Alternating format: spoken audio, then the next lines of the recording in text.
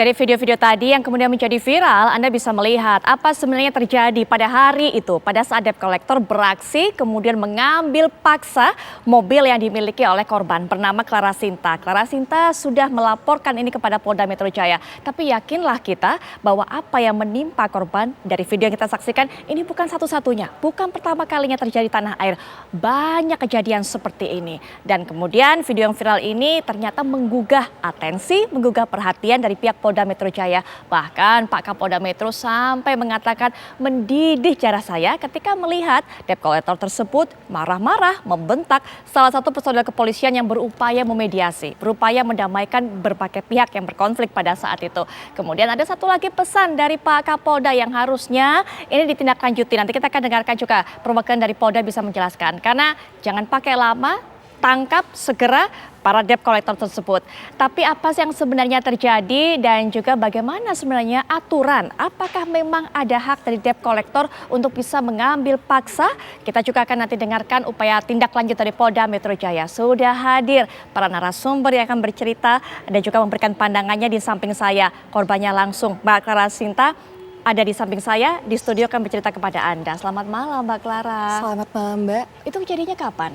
Video itu? Kejadiannya sekitar jam 1 siang di tanggal 8 Februari. 8 Februari 2023. Iya benar. Mbak Clara, kita kemudian juga masyarakat ini juga turut sedih melihat kejadian yang menimpa Mbak Clara. Semoga dikuatkan menghadapi cobaan ini. Tapi yakinlah memang Mbak Clara bukan satu-satunya. Tadi seperti saya sampaikan, banyak sekali korban-korban lainnya sehingga polisi juga kita minta untuk bisa bergerak cepat.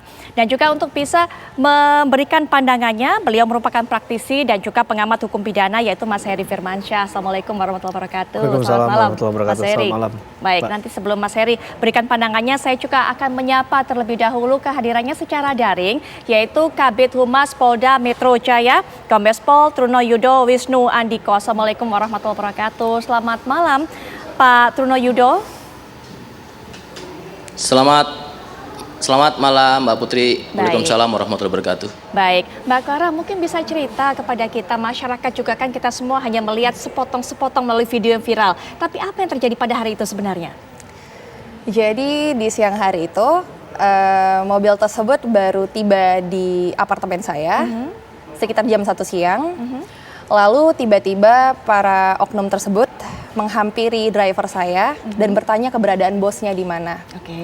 Oke, tanpa bertanya lebih banyak lagi, mereka langsung mengambil kunci dari driver saya, ya. Terus mereka langsung kayak ambil mobilnya. Tapi karena di situ ada terjadi keributan, sehingga memicu atensi dari pihak apartemen nih. Keributannya gitu. ini karena si driver nggak mau ngasih kunci gitu ya? Iya, benar. Jadi kayak ada keributan di situ. Terus lalu mereka ribut, saya disuruh turun sama pihak apartemen ke bawah. Ini terjadi keributan nih Mbak, karena mobil Mbak ini mau diambil nih sama debt collector. Saya shock, saya merasa saya tidak pernah menggadaikan barang apapun Mbak. Dan keadaan mobil itu saya beli cash. Oke, setelah saya baca-baca suratnya, oh ternyata memang benar nih mobilnya digadaikan. Yang menggadaikan adalah? Yang menggadaikan adalah dari mantan saya. Mantannya Mbak Clara? Iya. Tanpa sepengetahuan atau sudah izin sebelumnya atau sempat diskusi? Tanpa sepengetahuan di saat masih menjadi suami pada saat itu. Oke, tanpa sepengetahuan saat masih menjadi suami, baik. Ya. Lalu ada Pak Evin di situ, Bapak Babin, ya, yang menengahi. Dan setelah saya baca surat-suratnya nih, oh ya benar-benar digadaikan nih mobil. Terus saya manggil dong keluarga saya minta waktu 1 jam untuk mengecek keabsahan surat ini. Yang dimana kita tahu kan banyak banget ya kasus-kasus yang terjadi kayak modus-modus penipuan nih, kan kita nggak tahu dong. Mereka tidak bersedia untuk menunggu. Dan Pak Babin pun bilang, kalian dibutuhkan loh, kalian tuh harus sabar, tunggu 1 jam dulu. Mereka nggak mau nih, mereka melakukan perlawanan, intinya tidak kooperatif lah kepada Pak Babin yang mengarahkan. Akhirnya ya udah kita selesaikan di polsek aja. Mereka semakin tidak kooperatif lagi. Semakin bersuara, semakin adalah konflik yang seperti di video tersebut. Akhirnya itu terjadi seperti yang di video tersebut, kericuhannya. Mbak Clara, kita kembali lihat videonya karena kan banyak orang ya. Kita ingin juga masyarakat tahu yang debt collectornya yang mana saja, ada berapa orang? Kalau info dari pihak apartemen ada sekitar 30 orang. 30 orang? Info dari pihak apartemen. Oke. Info. Karena kan gate apartemen itu kan banyaknya pintu masuknya ya, ada sekitar 4 atau 5 gitu. Penjagaan dari sini ada yang jaga di mobil juga, jadi mobilnya udah diantar ke atas dulu, kan basement tuh. Udah ada anggotanya juga yang udah ngantar ke atas, makanya ada disebutkan di situ, dibilang bahwa tektok T-mobil gitu loh. Itu maksudnya biar langsung bawa mobilnya pergi gitu loh. Di saat yang lain tuh pada kayak huru-hara di bawah seperti itu, ada keributan seperti itu. Iya. Tapi berapa debt collector yang menemui Mbak Clara? Aduh banyak ya. Banyak lah ya pokoknya Bisa ya. dibilang paling dikit 6. Paling dikit 6. Di saat di video itu Oke. banyak. Nah, sebelumnya Mbak Clara ada nggak komunikasi dari para debt collector itu kepada Mbak Clara untuk bisa membayar tagihan dan sebagainya, atau ada ini kalau Anda kata nggak segera dibayar kemudian ada akan diambil mobilnya atau seperti apa? Tidak ada sama sekali, Mbak. Sama sekali nggak ada informasi apapun, termasuk dari PT listing atau apapun, nggak sama sekali nggak ada? Tidak sama sekali. Baik, digadaikan senilai berapa kalau kita boleh tahu Mbak Clara? Boleh, untuk nilai pinjamannya sekitar 200 juta. Nah, itu kemudian kan kita lihat salah satu personel kepolisian juga ada di sana, Babin ada di sana. Nah, ini kemudian mengapa sampai ikut dimarahi juga oleh para debt collector itu? Karena Pak Babin mengusahakan kita untuk menyelesaikan masalah ini tuh tadi polsek. Dia mengarahkan kita untuk ke polsek supaya pihak yang berwenang saja yang benar-benar nih mengarahkan kita supaya tidak terjadi kericuhan seperti ini, rebut-merebut gitu. Dan akhirnya itu pihak debt collectornya tidak kooperatif, akhirnya terjadi keributan tersebut. Nggak mau untuk menyelesaikan ke polsek karena mungkin posisi mereka juga lemah secara hukum begitu kan. Akhirnya juga mereka paksa ambil mobilnya. Akhirnya dibawa tanpa persetujuan saya. Tanpa persetujuan. Pak Trunoyudo, ini kita tahu yang terjadi seperti ini. Dan ini kemudian Pak Kapolda sampai marah-marah melihat para debt collector ini kemudian memarahi personil kepolisian di sana. Langkah berikutnya, karena Pak Kapolda sudah kasih pesan, cepat segera tangkap. Sudah ada jejak mengenai hal ini, Pak Trunoyudo? Baik Mbak Putri, terima kasih Bapak Kapolda Jawa Ulangi, Bapak Kapolda Metro Jaya dalam hal ini sudah menyampaikan apa yang menjadi perhatian publik tentunya ya. Polda Metro Jaya sudah melakukan kegiatan-kegiatan yang sifatnya rutin kemudian ditingkatkan. Termasuk salah satunya selain dari street crime juga terkait dengan aksi premanisme. Premanisme ini dalam terminologi sosialnya secara umum ya. Namun aksi-aksi ini kan tentunya perbuatan yang melawan hukum disertai dengan kekerasan, pengancaman, perampasan, dan tentunya juga dengan secara bersama-sama atau pengeroyokan. Nah, ini menjadi bagian yang mengganggu secara kondusivitas di wilayah Polda Metro Jaya. Dalam hal kasus ini sudah langsung ditangani oleh Direktorat Reserse Kriminal Umum Polda Metro Jaya. Tentu kita akan menunggu hasilnya ya, menunggu dari rilis dari para penyidik. Dan Bapak Kapolda Metro Jaya juga selalu menyampaikan kepada para Kapolres dalam kegiatan-kegiatan yang sifatnya ini harus betul-betul menjadikan suatu tindakan secara terukur dan tegas ya, sehingga membawa kondusivitas Ibu Kota DKI Jakarta juga termasuk beberapa wilayah yang masuk wilayah hukum Polda Metro Jaya ini menjadi nyaman, aman, artinya Jakarta menjadi rumah bersama. Kemudian terkait dengan aksi yang sudah dilaporkan, tentunya Kapolda Metro Jaya dengan jajaran yang sudah merespon sangat cepat setiap kejadian-kejadian tindak pidana ini. Tentu ini menjadi pelajaran juga bagi masyarakat, artinya dalam pelayanan kami memiliki hotline seperti 110 sebagai suatu pelayanan teknologi informasi yang cepat sehingga kami merespon cepat. Dan kita ketahui juga di dalam kejadian tersebut sudah ada anggota Babin Kamtibmas.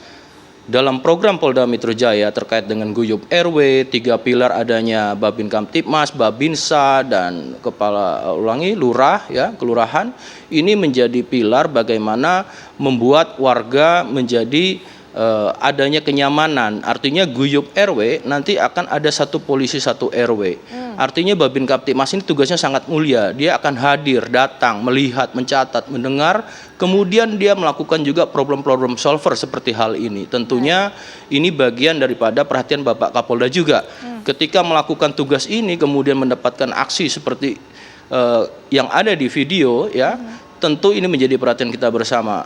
Dan Bapak Kapolda menyatakan bahwasanya Polda Metro Jaya atau dalam hal ini negara tidak boleh kalah dengan premanisme. Itu dia, dan respon cepat dari pihak kepolisian yang diharapkan oleh masyarakat, Pak Trunoyudo. Tapi nanti kita lanjutkan berbincang dengan Pak Trunoyudo. Mas Heri, sebenarnya apa, dalam kondisi apa sebenarnya? Apakah memang boleh seperti itu yang dilakukan oleh debt collector ini? Ya, agar ini tidak terjadi kejadian serupa di kemudian hari ya Mbak ya. Memang harus ada etika dalam hal melakukan tugasnya sebagai debt collector. Walaupun dalam beberapa aturan memang ya diatur terkait dengan penggunaan jasa debt collector ini ya. Kalau saya nggak salah di Peraturan Bank Indonesia, POJK. Bahkan harus dilihat yang melakukan ini adalah mereka yang punya status badan hukum atau tidak. Kemudian juga ketika mereka melakukan kerjanya itu memiliki sertifikasi atau tidak untuk debt collector tersebut. Kemudian juga ada tanda pengenal yang digunakan agar tadi tidak terjadi mispersepsi terkait dengan objek jaminan yang akan diserahkan. Nah ini kan berkaitan dengan hal tersebut, kita ingin melihat perlindungan itu dari dua perspektif ya Mbak ya, bahwa ada perlindungan terhadap nasabah dan juga industri pembiayaan itu sendiri. Jadi kalau kita melihatnya secara equal, ini sama-sama jadi bisa jalan secara beriringan, secara baik begitu ya. Yang tidak boleh dilakukan tentulah tadi yang sudah disebutkan oleh Bapak Truno Yudo tadi ya, bahwa yang tidak boleh dilakukan adalah tindakan-tindakan kekerasan, ancaman gitu ya. Itu yang tadi saya katakan bahwa harus ada etika dalam hal melakukan tindakan-tindakan semacam ini. Tidak boleh melakukan tindakan yang merendahkan. Walaupun pada proses ini mereka bicara tentang business as usual lah, bahwa ketika ada gelontoran dana kredit tadi, mereka juga pengen punya jaminan kan, bahwa ini dibayar dan tidak hilang. Jadi kita mengerti dari sisi bisnisnya, kita bisa memahami hal itu. Tapi dari perspektif apa yang terjadi di masyarakat, tentunya ini jadi hal yang memberikan keresahan juga. Kalau terjadi misal di jalan raya, dilakukan upaya paksa untuk menurunkan orang tersebut dari kendaraan. Bukan hanya macet yang bisa terjadi, tapi kecelakaan dan mungkin hal-hal lain, kekerasan yang mungkin timbul kalau dibiarkan. Ya, dan sering loh Mas yang kayak gitu itu. Betul. Ini jadi penting, jadi apa ya, tema hari ini memang tema yang lekat dengan kehidupan manusia, apalagi setelah pasca pandemi kan, banyak orang yang kehilangan pekerjaan, yang membutuhkan kredit tadi, tapi jangan sampai berhadapan dengan hal-hal semacam ini. Baik. Pak Truno Yudo, nanti kita akan lanjutkan perbincangan juga, termasuk juga nanti Mbak Clara bisa cerita. Kemudian saat ini bagaimana mobilnya, karena kami dapatkan kabarnya sudah ditebus. Termasuk nanti Mbak Clara juga dapat kesempatan untuk bisa menyampaikan apa yang ingin disampaikan kepada Pak Truno Yudo, harapannya terhadap pihak kepolisian mengatasi hal ini. Tapi kami akan jeda sejenak, kami akan segera kembali saat lagi.